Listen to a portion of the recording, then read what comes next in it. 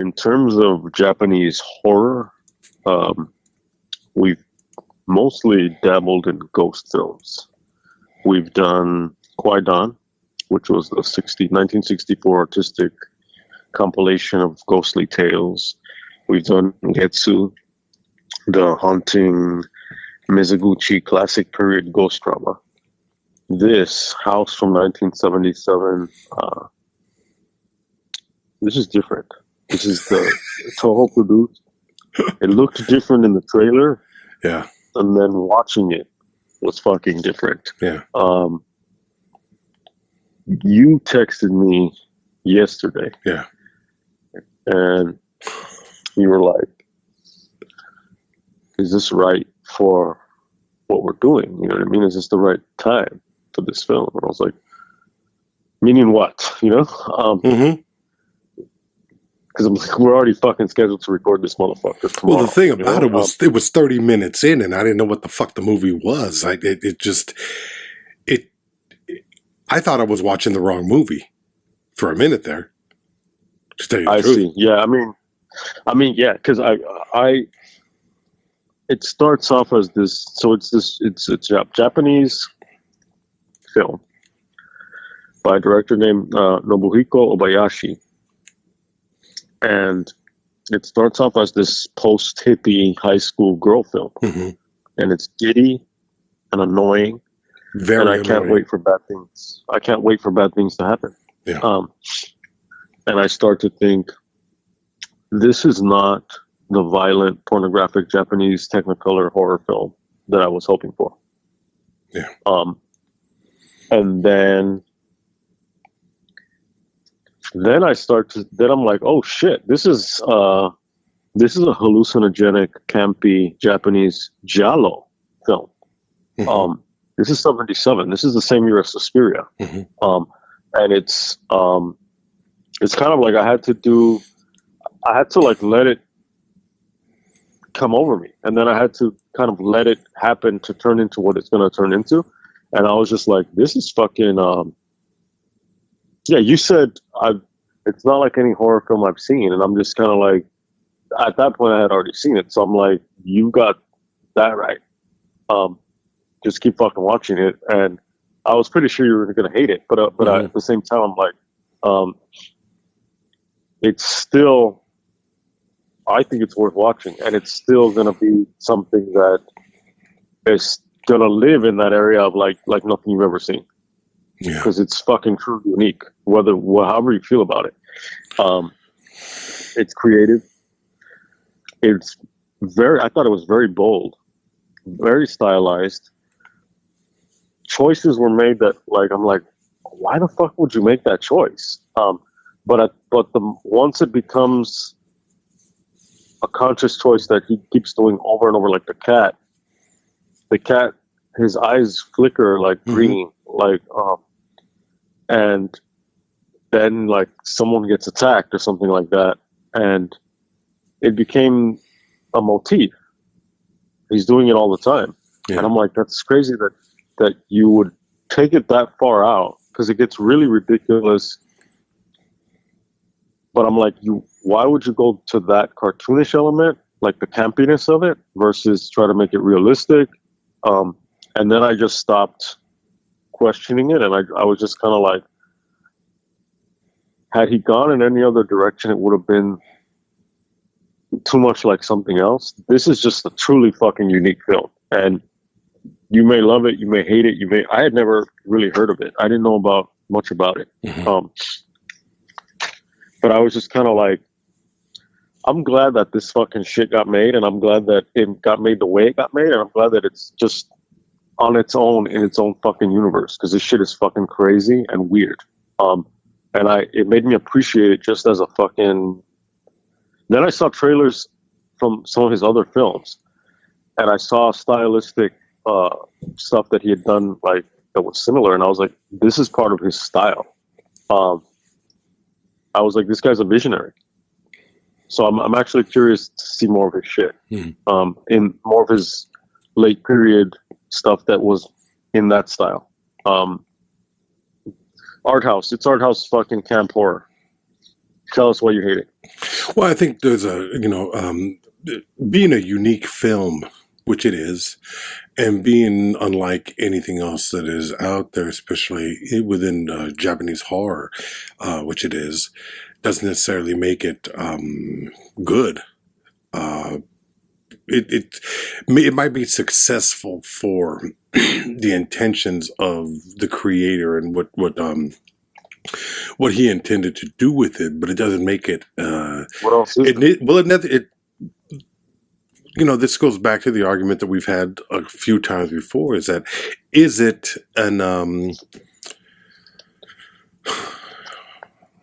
a captivating watch? Do you as the viewer invest in the story that's being told and look forward to the next minute and the minute after that and the minute after that, to the point that where by the time it's over, do you for a film to really be successful, I think part of it is, do you want to know more? Do you want to see more? Or are you, that's one, or are you completely satisfied with the ending and having experienced something that was, quintessentially great? I don't think this is what this is. This is fucking definition of throwing shit at a wall and seeing what hits. There are moments when visually there's some interesting things going on. A room filled with blood and water and girls' breasts. There's that, but ultimately, it takes so long to get to the place where he wants you to. And by that point, I didn't give a shit one way or another. And it's funny because this isn't even a 90-minute film. But it dragged. It fucking took forever to watch. And as I sat there, I could feel myself getting more and more disengaged. So that by the time the experience that you're describing, which would have pulled you in and got you excited about the visionary aspect of it, this whole idea of this is some wild, crazy, campy shit, a lot of viewers, myself included, are going to check out and just be like, what the fuck? I'm bored. I wish that it had, I really do wish that it had grabbed a hold of me. I go into a movie and I'm not like some people describe, looking for something to hate, looking to have a horrible time at a movie. I don't want that. People have described that about you? No, but people, when they talk about people who watch movies, long-winded, pretentious, is what they're saying. And what they're saying is mostly, you no longer, like, because I've heard this, you've reached the point where you no longer enjoy movies. You no longer enjoy, you're nitpicking. That's a common attitude and a belief. And I think it's wrong because it's simply a matter of refining the taste and reaching a point where you recognize what's good and what's, I'm not going to say bad in this case, but not good. It's just it's what you like. I think some of what you're saying is true. I also think that, like, at this point, it's not only that I think your taste is refined, but I think it's also on a certain level calcified. I think it's kind of like that might be true to a degree. Anything outside of your like wheelhouse or whatever is going to be seen from a place of I think suspicion, and it's like, you better fucking grab me soon, or else I'm gonna check out. And in that sense, it's almost like you want something. On the one hand, it sounds like you want something that's more like mainstream, and I don't mean necessarily mainstream as in like shitty mainstream, but something that's more palatable. But at the same time, you want it to move from palatable to now take it to the next level and be great. Well, yeah, you want every movie watching experience. Shit that you may not like. Oh, I watch um, shit that I don't like all the time.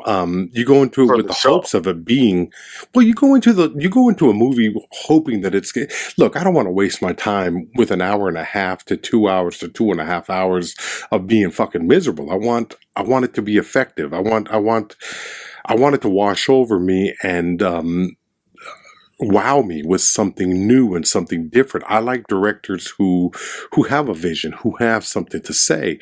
But at the same time, if it's merely a fact of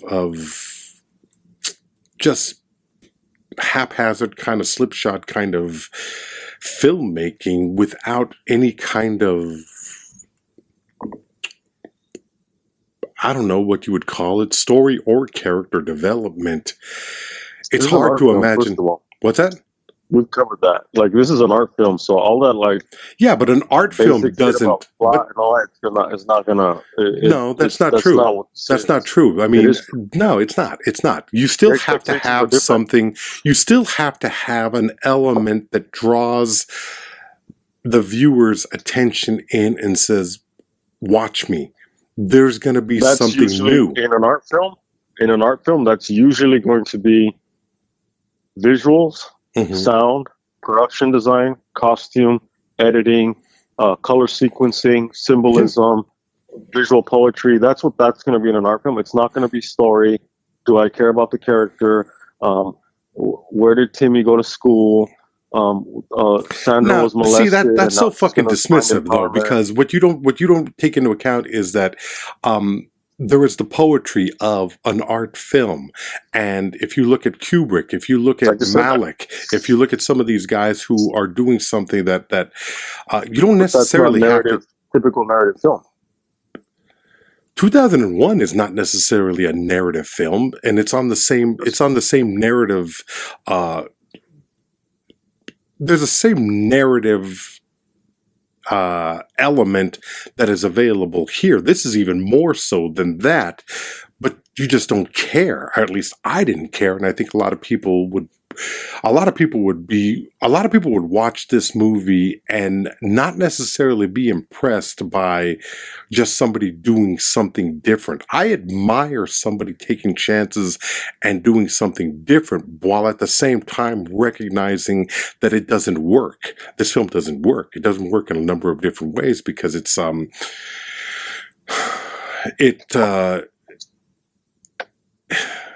Let's seems do to, what we did there's with nothing at Spirit. stake So here. what doesn't work about it? Okay, so you're saying, okay, we've done that before. Okay, so stakes. Yeah, there's nothing at stake here. But you're positing the same argument as you've done before, that by the Well, 'cause simple we keep having nature the of same it being, argument, that's but why. well, It's not the simple it's the nature same of it thing being that you're different. saying. It's the same thing. But Because look, I'm counting what you're saying. it's a matter of investing in something. Look, when it comes down to it, cult films are very difficult to go into because it's not they're difficult to go into and review because there is a not just there is a cultural aspect, and I'm not talking about Japanese. I'm talking about the movie watching Like the culture, midnight movie type thing. like a midnight. Yeah, this might Is be this an a cult enjoyable. film? Well, yeah, this Well, might first be of an all, what is a enjoyable. cult film? A cult film is a film that, by many standards, is not palatable to a mainstream audience, but attracts an audience of sometimes you might call dejected, artistic, you might call people who fall outside of the mainstream. You and I have seen cult films. I have seen John Waters in a movie theater. I've seen Rocky Horror Picture Show with you. That is an experience. Those are movies that the exaggerated experience of the movie watching, that aspect of the viewing sets it apart. But if you watch the films by themselves, there is still a certain sense of a movie watching story, a story watching experience that comes out that you can. that you can attach yourself onto. What the problem here is, let's say with Rocky Horror Picture Show, you're interested in Frankenfurter. You're interested in Barry Bostwick and Susan Sarandon showing up on that rain-drenched night at this castle. And it's a jumping off point to turn whatever conventions of the horror film on their head. This idea of the mad scientist and fiction, and it's a musical, yeah. So it already has like more of a narrative, and but then you not have to say that this doesn't, but it's also but that's not an art film, I don't think. So what would you technically? They may have. Well, then let's say 2001, which, although mainstream, that probably is the most expensive and highly special effects driven art film ever made. Because to this day, I stand by the fact that if you tell me that you understand exactly what Kubrick was trying to say with that film. And let's be honest, you can't go with Arthur C. Clarke's original novel. You have to go with whatever the fuck it was. Yeah, it's a completely different thing. Whatever it is, you have to go with what Kubrick visualizes on that screen. There are ideas there, but they're not so clear cut as to make it an experience that you walk away from going, I understand exactly what that was. Most films are cut and paste. You tell a story, there is a moral, there is an idea that is being pushed, and you walk away from it with a better understanding of whatever the fuck it is that the director and the writer. Yeah.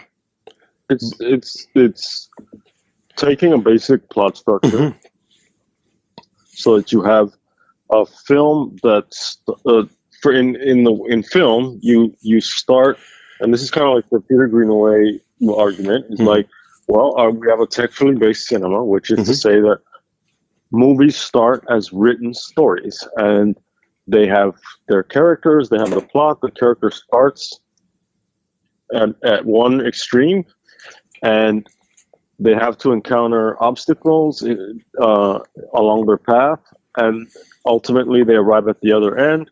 Change. This goes back to Aristotle. Like this is like the classical thing, and the films that most people say are the greatest films, they have that, but they have all of these other elements that the acting.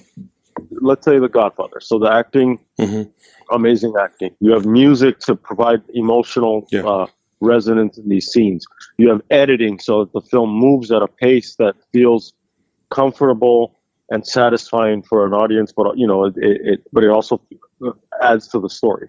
You have the cinematography that makes the images look beautiful. You have the dialogue that helps move the plot, but also reveal character, create tension, create drama, blah, blah, blah. It has all of these elements.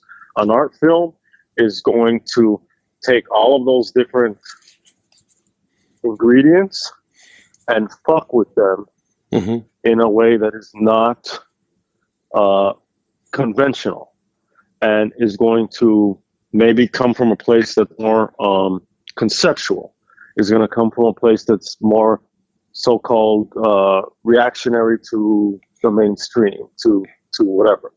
Again, they're going to come with more visual stuff. There may be a story that you can say, well, a sequence. You may be able to say, well, this happens to this character, then this happens, and this happens, and this happens. Not necessarily a plot, because it's not necessarily like consequences of things that make a domino effect.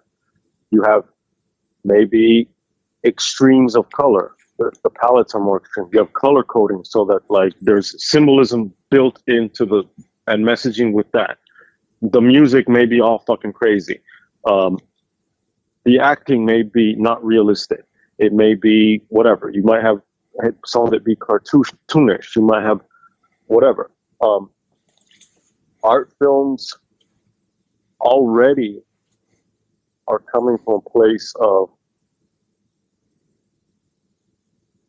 they're not to be judged the way you would a normal classical, mainstream, conventional film. If you try to do that, you're not going to. It's like going to see a non-figurative painting and being like, "What the fuck is this?" Because I don't see a human being here. You might argue that Jackson Pollock still affects you emotionally, therefore it's a success. But that's at that point, it's so fucking subjective, and it all is, that it's like, okay, fine. But the fact of the matter is, you cannot judge Jackson Pollock's work based on Vermeer, because it's a different style. It has different expectations, a different process, a different concept, a different headspace. And so you have to be able to switch gears and switch your expectations depending on what you're looking at. Now, for the purposes of a podcast, I get it. Like, it also adds drama to be able, and I'm not saying you're doing this consciously, but like, we don't want to fucking like everything that we see. But I think there's a difference between I like this, I don't like this, and something's value as a film. I think those are two very, very different things. And to say something as nebulous as like, oh, either it pulls you in or it doesn't, it's kind of like, it didn't pull you in clearly. Did it pull me in completely? No, because also I think it's an art film. There's distance there. Once we get into the house, I'm like, oh shit, this is interesting. Is it something that I'm going to be trying to watch every fucking year, every day, every fucking month? No. It is unique. And by the end, I'm like, I'm seeing other elements of cinema filtered through different things. I'm seeing elements of Sam Raimi. I'm seeing elements of Nightmare on Elm Street. I'm seeing elements of even Wizard of Oz when they're going through the forest. And as an American, like, when I see people going through a forest and I have a concept that this is a horror film, I'm like, lions, tigers, and bears, hillbilly rapists. If it's Japanese, maybe Rashomon rapists, machete-wielding killers. I don't know where we're going with this. But I do think that it does connect with a different type of horror and a different type of cinematic language. Is it always my favorite? No. But I do think that it's a different kind of experience. Just because it's different, does that make it great? No, but it does make me feel excited about cinema, because cinema doesn't have to be something that we've seen, and it doesn't have to be something that we expect, and it doesn't have to be surprising to us, even within the realm of the things that like we've grown to admire or appreciate. It can be something that's completely outside the box while still having elements of things that are in the box, being wild and silly enough to be unique. And it gives me this idea of like, fuck, like I didn't know about this fucking movie. I mean, like I knew that it existed, but I didn't know like really about it. And this guy was able to create this, and not throwing shit just on the wall and seeing. Maybe he threw stuff on to see what sticks, but not haphazard, because there's so much repetition in the film, so many motifs, light motifs, that you start to see a language being developed. So I think there's a lot more there than what you're either admitting, willing to see, willing to deal with. Is it a great film? Not necessarily. In its own fucking strange way, by the time I got to the end, I was like, this is almost, in a weird way, not a great film, but in a weird way, some kind of crazy little fucking other dimension masterpiece. Because in the beginning, I was saying this is not the violent, pornographic, psychosexual film that I had hoped for. Mm-hmm. But it was the violent, mind-altered, psychosexual Japanese Technicolor masterpiece, with quotes. of weirdness that I got. And I watched the film, and then there were scenes that I watched over and over and over again because I just kept going back to them because they were just visually compelling to me.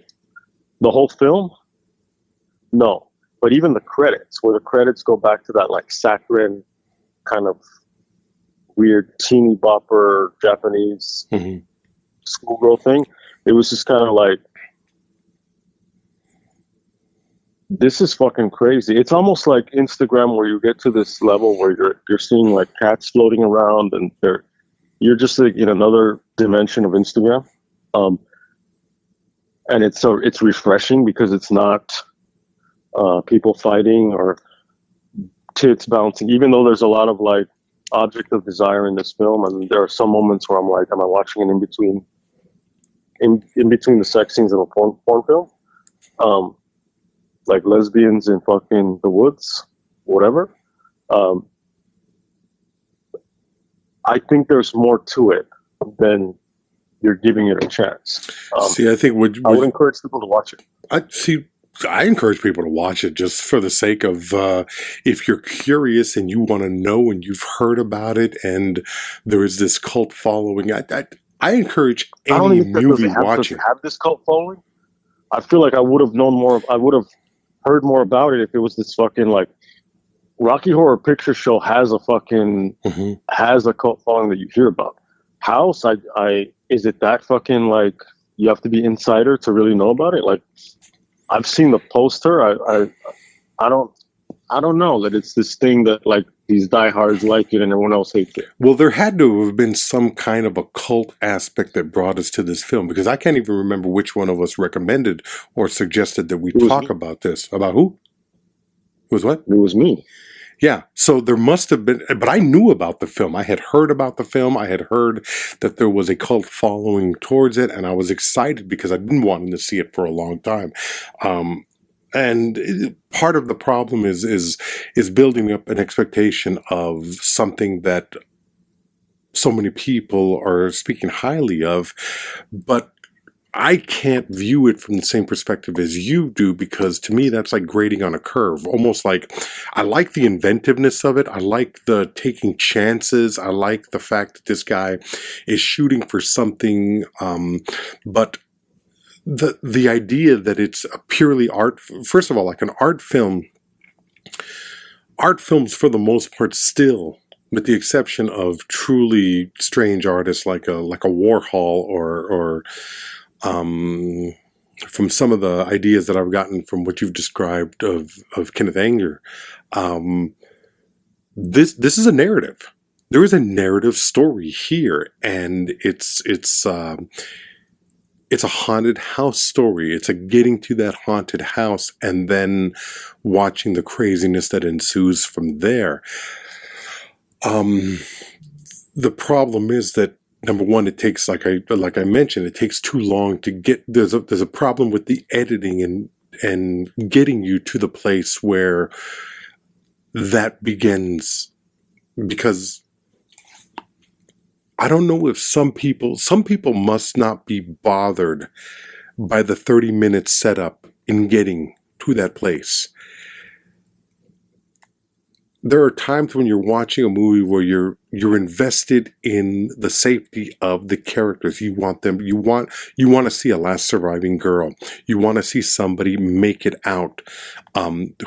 You want to see a Marilyn Burns. You want to see a Jamie Lee Curtis. You want to see somebody survive.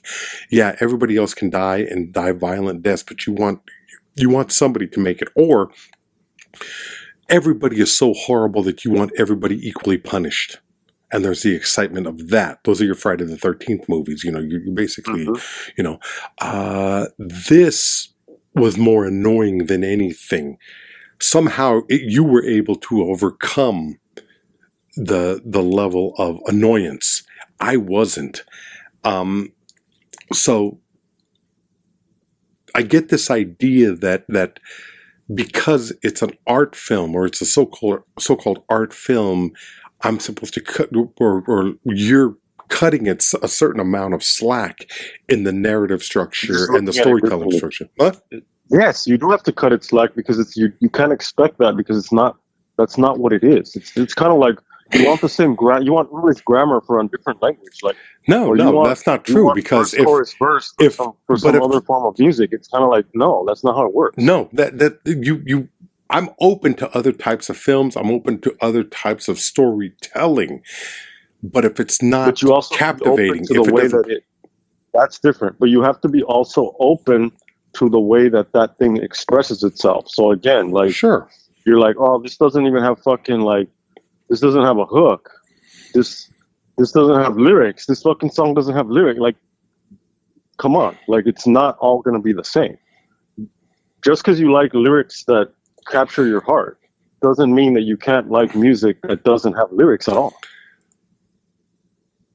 You just have to look at it differently. You have to listen to it differently. You cannot expect the same thing for different types of films. They're going to be different. I understand the thing. I understand that cinema is going to be different.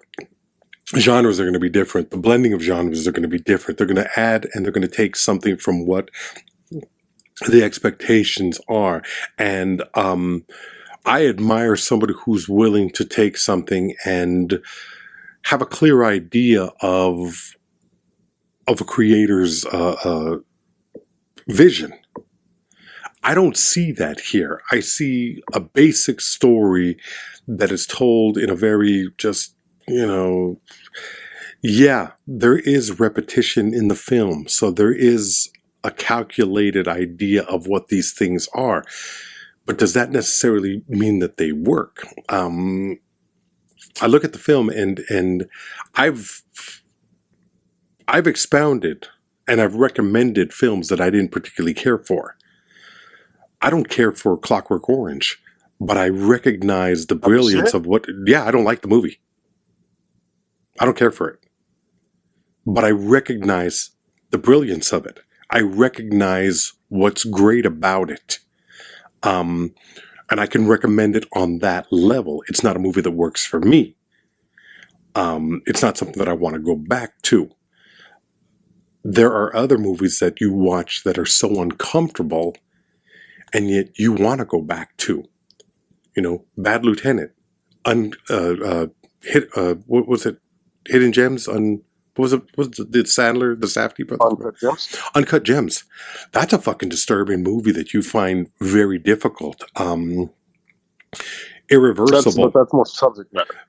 Yes, but it's also like, well, let's take what was the Gaspar Noé film, Into the Void? I would recommend that. Yeah. I didn't like it, but I could still recognize that there were certain elements of it that were captivating. Do I think it was a good film? Do I think it was an entirely successful film? No. I thought some of it was gratuitous. And in this film, a lot of it is gratuitous. A lot of it is just kind of... It's kind of shocking for the sake of being shocking. And you also got to remember, this is 78 or 73. I can't remember what it is. So you have... like 77. Is it 77? 77? It's somewhere around there. So you have something... Yeah, it's like the same year as Suspiria. Mm-hmm. Yeah, Suspiria. And like even Suspiria. Really good stuff in it, but overall, not something that works well. Because of certain limitations on just... what do you call it?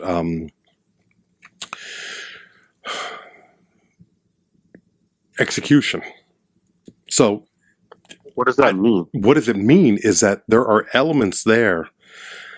There are some times when you've put all of the ingredients into a fucking cake, but it doesn't rise for whatever reason. There is something missing. There's a certain level of either heart or intellect or poetic license or something that grabs a hold of the viewer. Now it works for you on a certain level, and it obviously works to a cult following that embraces this movie and who view it as a bit of a game changer because it's so out there, because it's willing to take chances. And I will be the first one to admit that too many films don't take chances and don't offer something new to look at. And challenging, but simply doing that isn't enough for me to endorse it as successful. The way you're I the way you're recognize it. framing the argument to me, the way you're framing the argument to me, so, and tell me if you're going to probably tell me I'm wrong, but it sounds almost like you're portraying yourself as this like lone person who's willing to tell the truth about this film. Yeah. Whereas there's this cult following of people who's like all about it, like they miss the fact that it doesn't work, and I'm like, who are these fucking people that? I really don't know that it does have a cult following. I'm telling you, there's a cult following. The research that I've done, What research did you do? Okay, I've looked it up. I've read the Wikipedia page. I've read the booklet that comes with the Criterion disc. I've seen it talked about in documentaries. And it's not a hidden gem that people haven't heard. It's not Carnival of Souls 10, 20 years before it started building. Yeah. No, it's not that. There is a following for this movie. There's an appreciation for this movie. And I'm not even saying that those people are wrong. Whatever this film provides resonates with them, and they're excited by it. And I get that, and I respect that, and I really do wish that I could have the same experience, because when I listen to people talk about it, and I've seen it talk about it in documentaries on horror films and that kind of shit, they seem to really enjoy and cherish the experience of a movie like this, or this movie in particular. I want that.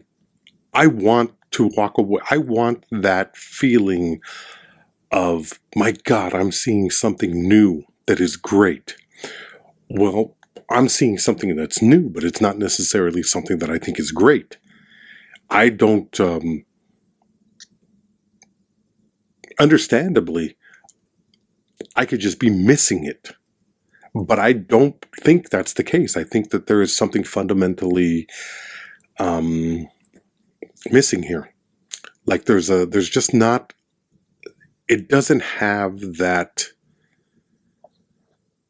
human, poetic element to it that makes you give a shit one way or another what the next minute's going to be. For me, that's the torchbearer of what a movie is. You've talked about like watching a film and trying to be in that person's shoes. Yeah. Like, and if that's how you watch films. So already like from that perspective, that's like, one way of watching a film. That's just one way. But that's how that's not always. That's primarily, you said, the way that you watch films. I said that's one way, but that's my favorite way. Okay. Mm-hmm. That already that's gonna fuck with you, because you can't watch every film like that. No, you can't.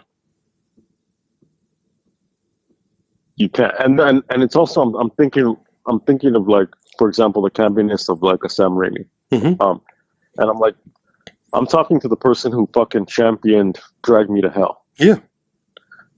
And still do. Yes, and as full of cliches Mm-hmm. and generalities and that, and I'm like, so you're telling me that was a success? Mm-hmm.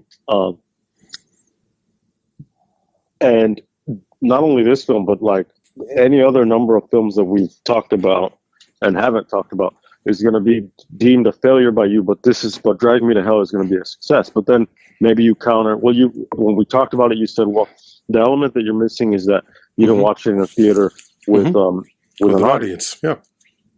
There's also the element of like, well, look, this is also a different kind of film. This is a kind of like the argument that maybe I would make that's parallel to the one I'm making for this. Is like, this is also a fucking, it's also like a stupid fucking movie. Yeah. So you have to go into it with the idea that I'm going to watch a stupid movie, Mm-hmm. And it's made as a stupid movie, and well, that right there is problematic. Why? Number one, we didn't know we were going into a stupid movie. I had no idea. No, do you need to like? I mean, I didn't know either. I didn't fucking see this movie, and none Part of of it these is, these masses of but cult followers that are into it have told me about it, but and I didn't. I Do any went into it research on this thinking stuff. that this was going to be closer to a Kwaidan. And I'm not saying this was a stupid movie, but I just knew it. I saw the trailer and I said, "This looks fucking crazy," and let's go from there. You don't know what you're gonna get until you're in it. Yeah. But you don't know what you're going to get until you're in it. The success is also an element of how much does it surprise you and win you over. I mean, that's ultimately, a film has to win you over. A film has to make you, films don't have to win me over. Films don't have to, and I'm not worried about success. I'm not worried about films winning me over. It's not like I'm like already built into it has to win me over means like, fuck you, movie. Prove to me that you're good. That's what no. It has to win me over. No. Win me over. That's no. Win me over, film. Win me over means simply this. You're reading too much into it. Win me over means, do I want to know what's going to happen next? Am I going to want to see the continuing? It becomes a matter of, do I care about? No, not even that. It keeps me interested in the story as it's playing out. It can be a predictable story. It could be I know the fucking shark is going to die at the end of Jaws. Does it make it any less enjoyable a movie watching experience? No. No. What I'm saying is, am I invested in wanting to see the story play out? Movies can, not all of them do. So if films don't, then you're already like you already lost that film. A film can go in the story can go in a couple of different directions. Actually, many different directions. Really stories. I'm telling you, not all films have fucking necessarily. This one does, but I'm saying not all films have stories. So already, like, you're limiting the medium of cinema to story. And I get that. Okay, if you want to talk about the vast majority of films do have story, then but again, you want to open it up. In art house cinema, you're not going to get that. Open it up. It's the image. Okay, that we can go with image. Then, if that's how you want to argue it, then okay, we can go more in the right direction. With sound, in conjunction with editing. Yeah, it's not image, only sound. Okay, all of that shit. Do I want to continue watching something that is either going to surprise me or enlighten me or even disappoint me on a powerful level? It's an emotional experience. And something like this just leaves me sitting there going, okay, yeah, that just happened. The most exciting thing is for the film to end.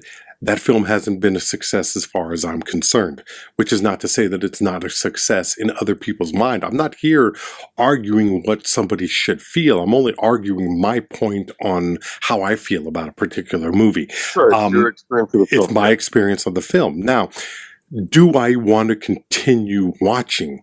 Not always.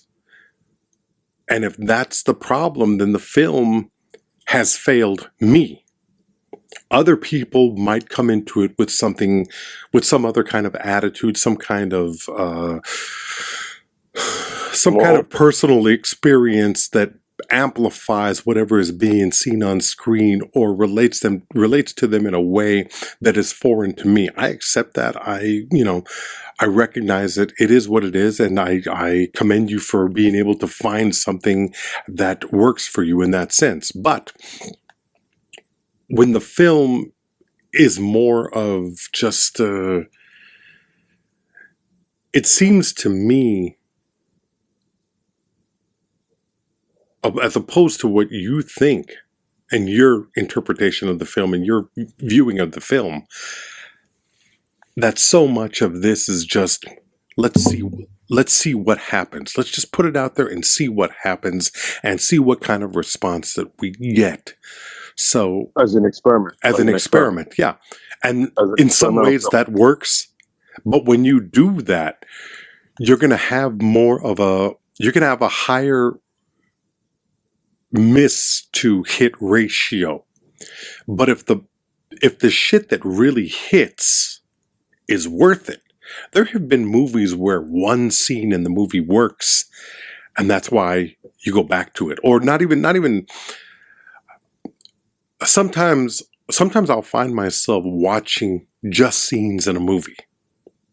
Just that, just those moments. When we talked about Sean Penn's The Pledge, that's a movie that I like. I called it a masterpiece. I called it Penn's masterpiece. But there are times when I will just watch the Mickey Rourke scene. And it's not simply a matter of admiring a performance or an actor. It's the emotion, everything, the way Sean Penn sets up that camera and focuses on Mickey Rourke as Mickey Rourke starts to slowly break down, where he's come. It seems almost as he's coming in and out of consciousness of what his life is since his daughter has gone missing and has been presumably raped and murdered, and then the slow periodic cutting back to get Nicholson's reaction. It's a powerful thing. I don't watch the movie all the time, but I'll watch that scene 2 or 3 times a year. Because it's emotionally driven. Yeah. And that's what you connect with. But emotionally driven can be... Art films are not going to... They have a harder time, because it's like, for example, I talked about Peter Greenaway earlier. Yeah. He has one of his films is called Prospero's Books. It's from the early 90s. It's based on The Tempest by Shakespeare, right? Yeah. It has Gielgud, John Gielgud. Yeah, prancing around naked at 90. I've heard about it. Amazing. You talked about Harvey Keitel, so I had to bring out another naked old older than middle-aged man. Yeah. Just to you got to balance. Keep it balanced. Yeah. So this film, these films also, because of what they are, a lot of times either they're short films or else they feel like they're too long. Yeah. Because that's also how we've been conditioned as now. I mean, the audiences are conditioned as American audiences, so it's kind of like it becomes like the Bellatar thing, where it's like this shit feels too fucking long. Okay. When you say one, I mean, the whole film is beautiful. You would hate this film. Not necessarily. Depends on how beautiful it is to look at. You would hate it. And it's very beautiful, and you would hate it.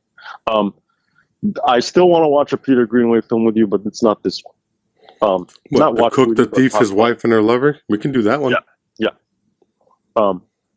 Yeah, I mean, I think that's the most... accessible? That one, accessible, yeah. The opening, I think, is one of the greatest openings of this film, of Prospero's Books. It's one of the greatest openings of a film that I've ever seen. So I'll go back and watch that clip. Yeah. And I'll just be like, fuck. Like, this shit is like, you know? Do I watch the whole film?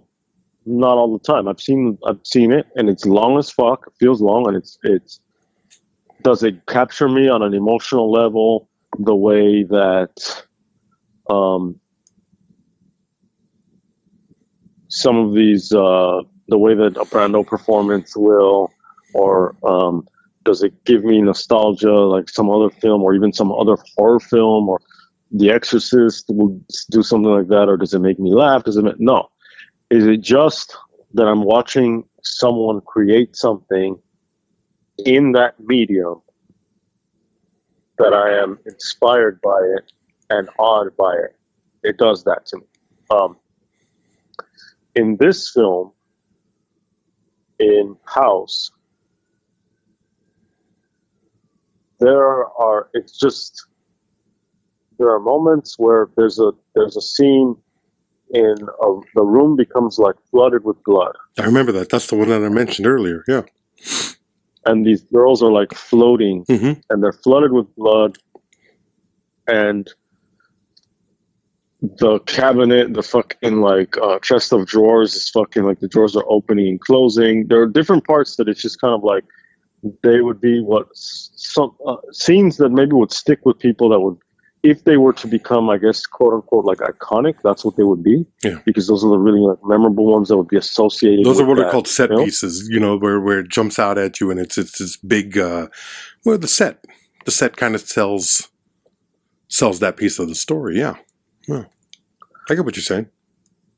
Yeah. And it's kind of like when you say maybe there are scenes that you go back to and it's only one scene for the, you know, this Mickey Rourke fucking thing, whatever, which obviously that makes sense because that kind of film is like, and it's so fucking subjective because like of all films you could talk about, you're like, that's a fucking masterpiece. I mean, what does that mean, right? Like I said that this is like a quote unquote, not even a masterpiece, but also like with quotes because I'm qualifying it because I'm that kind of perplexed by this film that I don't know what to make of it, but I know that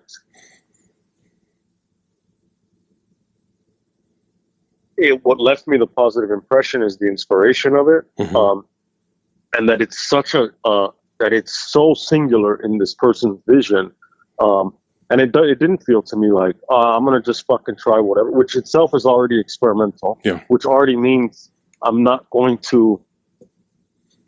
It means this person is like, I don't care about Rick or the Ricks of the world. I don't care about the Ibrahims of this world and what each of them think about this.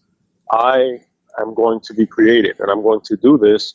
And maybe that person fucking is like, you know, that's not really what I wanted to achieve. Maybe it takes 2 or 3 times to get to that point. Sure. Using similar tactics, you know what I mean? Who the fuck knows? Who the fuck cares? To me, it's like, this is it goes back to what you told me when you texted me. Yeah. This is not like any horror that I've ever seen. And I'm like, you're fucking damn right. And I said, just watch it and we'll talk about how much you hated it tomorrow, which is, you know, both things were fucking true. No, I don't hate this movie. Maybe you don't hate it. I don't care about it. I mean, okay, I've passed. I would prefer it if I hated this movie, because at least that would be a more of an invested emotional experience. Yeah, I enjoy that. That's not what this is. I mean, look, you're an emotional film watcher. You're an emotional person. What can I say? That's cool. I sometimes am, sometimes I'm not. You know what I mean? Sometimes I'm just like, again, this goes back to, speaking of this 500 thing that we've been doing, is like, early on, I recognized that the word that I used most, that I seem to use from a sense of like self-awareness, is that the word that I seem to use the most often on this podcast is interesting. Yeah. And the word that you seem to use most often in this podcast is dismiss or dismissive. And so, you know, take from that what you will. Yeah. It's a different kind of film. It's annoying, cutesy. I think there's a lot of there are elements of where it approaches Fellini, Jodorowsky, that type of approach. I think there's a lot of male gaze stuff going on, which also ties in with the horror. There's a lot of viewing of these young girls' bodies as from that perspective. It's got some beautiful shots. It's got some things that are going to be annoying.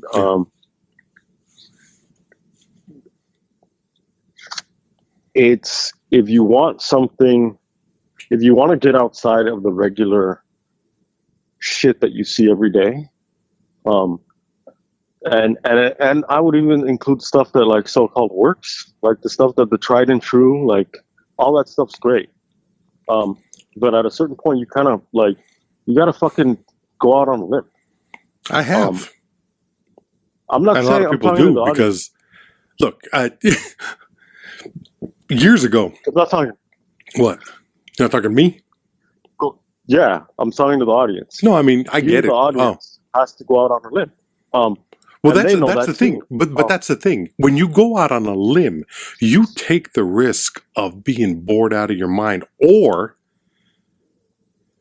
you get a Holodowski. You get a holy mountain. Now, if you had described Holy Mountain, Santa Sangre, what's the other one? El Topo. El Popo. There's no famous one. That Yeah, one actually those is three. like one of those midnight movie cult films. Yeah. I loved all of that. There was something about the power of the visual, the image, the story. The story's basic, but in the hands of a true I mean, all dreamer. stories are big. Yeah, well, no, that's the point. That's the fucking point of that. But when you have somebody like a Holodowski, So why is a it true there? poet, to make the point, to just put out what is already, And that's self-evident. I mean, that's a what? at that point, it's self-evident that Yeah, but sometimes you need to be reminded, stories are other basic people when they're at least. But the point of what I'm saying is, if I had never seen a Holodowski film, I wouldn't see, what was it? A blind, armless man carrying a legless midget on his back, or whatever the fuck it was that I saw. Yeah, from El Topo. From some shit that I couldn't come up with that in my head. Nothing. And I'm so happy that nothing like that would ever enter my psyche without having to see it on the screen through Holodowski. That man was a visionary. That man, he will rape the story into loving him. There's something about the passion of it. And he could very easily have fallen off. His film could have been shit. It could have been. I never would have taken a chance with something like that. But because I took a chance with Holodowski, it makes it a hell of a lot easier to take a chance with this guy and fail. Obayashi, I think, is that his name? Nobuyashi? But also, Obayashi, yeah. But also Lynch. Lynch made it easier to embrace Holodowski. Because it's a progression. There is a certain point. Who knows? Maybe if I watch this movie in 10 years, it'll click and I'll get it then. I don't see that happening. But there is always the possibility. We grow as viewers. We grow as human beings. We grow as artists. There's that understanding that who you are today isn't going to be who you are tomorrow, who isn't who you were last year. I love that. I love how movies can be a barometer to that. So yeah, you take chances, but I also have to say, regardless of how I feel about artistic admiration in taking chances, in doing something that is a little bit off kilter, that isn't necessarily palatable to your average audience. If it doesn't work for me, I can't say that it's completely successful.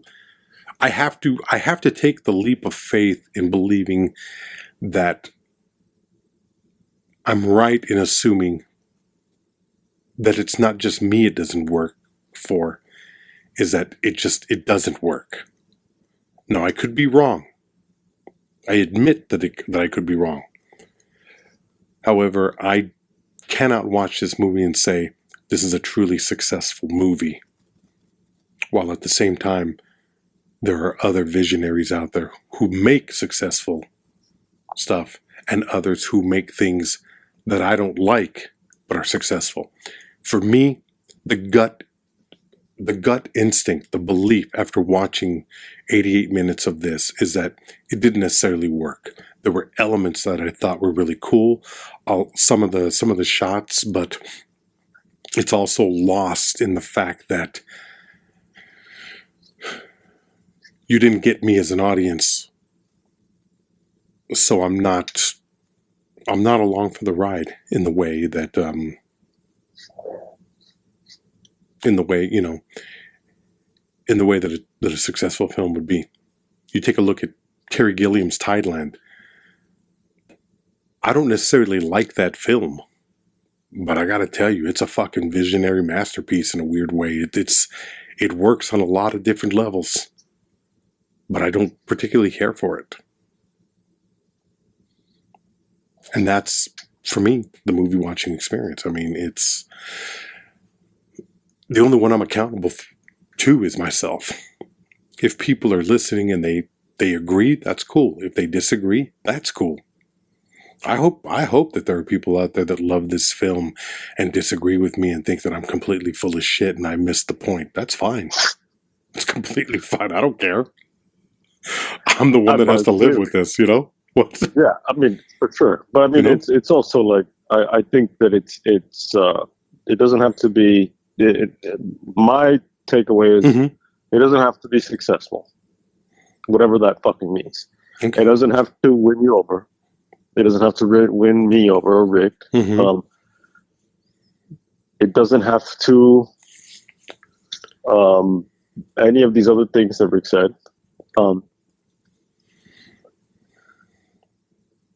But, and it's not even something that you have to fucking like live with. Like, it's not like, Chuck Berry, like, I've been living with it. You know what I mean? Like, 60 years, motherfucker. 60 years. It's like,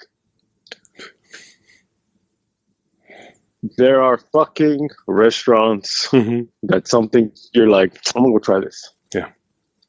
There are types of food. There are places in the world, cities, towns, fucking down the road that if you get a chance, live your fucking life, however far, however close, whatever, go, but don't fucking expect it to be, and I'm not saying you're doing this, a little bit, but not completely. Don't say that, don't take your fucking, like, leave some of your world view and your baggage and all that stuff. Leave whatever you can behind, so that you can say this place is this thing, and not for me. It's not fucking Harvey Keitel naked, but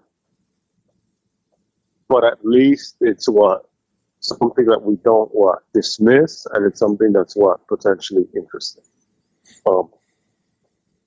That's at the very fucking least, right? Like, if it's complete, if you're bored, then, go, there's plenty of other shit to fucking, click on. That is what that is. This was a version of horror that is, again, like something that we're not really used to. Does it fit in with this month? I don't think it fits in with anything. Again, I said this maybe last week, quoting Nietzsche, like the longer you gaze into the abyss, the abyss gazes back. The more movies you watch, the more you see other elements of other movies and things that you watch. And sometimes, rightly or wrongly, we attach these other things to it because we're drawing from this pool of cinema. And a lot of times we attach also our expectations of what genre and all this other shit should be. And some shit is just not going to be easily categorized or put into those fucking boxes. Let's fuck with the algorithm of our minds, of our lives, of our cinema watching. Like, throw in a fucking curve, throw in a wrench. This is one of those. At the very least, this is one of those. This episode goes to no one, because no one's donated. Goodbye. Enjoy September. Let's get into October.